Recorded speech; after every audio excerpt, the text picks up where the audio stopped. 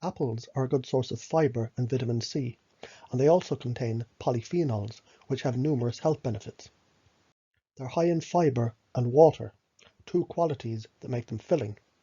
In one study, people who ate apple slices before a meal felt fuller than those who consumed applesauce, apple juice, or no apple products. In the same study, those who started their meal with apple slices also ate, on average, 200 fewer calories than those who didn't.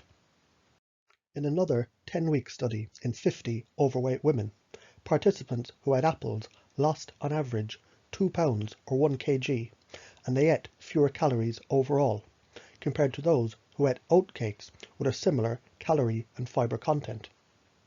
The researchers think the apples are more filling because they're less energy dense, yet they still deliver fibre and volume. Some natural compounds in the apples promote weight loss. A study in obese mice found those who were given a supplement of ground apples and apple juice lost more weight and had lower levels of bad LDL cholesterol, triglycerides, and total cholesterol than the control group. Apples have been linked to a lower risk of heart disease. One reason may be the apples contain soluble fibre, the kind that can help to lower your blood cholesterol levels. They also contain polyphenols, which have antioxidant effects. Many of these are concentrated in the peel. One of the polyphenols is the flavonoid epicatechin, which can lower blood pressure. An analysis of studies found high intake of flavonoids was linked to a 20% lower risk of stroke. Flavonoids can help to prevent heart disease by lowering blood pressure, reducing bad LDL oxidation, and acting as antioxidants. Another study comparing the effects of eating an apple a day to taking statins, a class of drug known to lower cholesterol, concluded the apples would be almost as effective at reducing death from heart disease as the drugs. Another study linked consuming the white flesh fruits and vegetables, like apples and pears, to a reduced risk of stroke. For every 25 grams, or about 1/5 of a cup of apple slices, the risk of stroke decreased by 9%.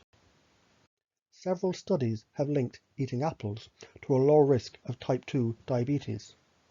In another large study, eating an apple a day was linked to a 28% lower risk of type 2 diabetes, compared to not eating any apples at all. Even eating just a few apples per week had a similar protective effect. It's possible the polyphenols in the apples help to prevent tissue damage to the beta cells in the pancreas. The beta cells produce insulin in the body, and they're often damaged in people with type 2 diabetes. Apples contain pectin, a type of fibre, and this acts as a prebiotic. This means it feeds the good bacteria in your gut. Your small intestine doesn't absorb fibre during digestion. Instead, it goes to your colon, where it can promote the growth of good bacteria. It also turns into other helpful compounds that circulate back through the body. New research suggests this may be the reason behind some of the protective effects of apples against obesity, type 2 diabetes, and heart disease. Test tube studies have shown a link between plant compounds in apples and a lower risk of cancer. Additionally, one study in women reported eating apples was linked to a lower rate of death from cancer. Scientists believe that the antioxidant and anti-inflammatory effects may be responsible for their potential cancer preventative effects. Antioxidant-rich apples can protect the lungs from oxidative damage. A large study in more than 68,000 women found those who ate the most apples had the lowest risk of asthma. Eating about 15% of a large apple per day was linked to a 10% lower risk of this condition. Apple skins contain the flavonoid quercetin, and this helps to regulate the immune system and to reduce inflammation. Eating fruit is linked to higher bone density, which is a marker of bone health. Researchers believe that the antioxidant and anti-inflammatory compounds in the fruit help to promote the bone density and strength. Some studies show that apples specifically may positively affect the bone health. In one study, women ate a meal that either included fresh apples, peeled apples, applesauce, or no apple products. Those who ate the apples lost less calcium from their bodies than the control group. The class of painkillers known as non-steroidal anti-inflammatory drugs can injure the lining of the stomach. A study in test tubes and rats has found that freeze-dried apple extract helped to protect the stomach cells from injury due to these non-steroidal anti-inflammatory drugs. Two plant compounds in apples, chlorogenic acid and catechin, are thought to be particularly helpful here. Most research focuses on apple peel and flesh. However, apple juice may have benefits for age-related cognitive decline. In animal studies, juice concentrate reduced harmful reactive oxygen species in the brain tissue, and it minimized mental decline.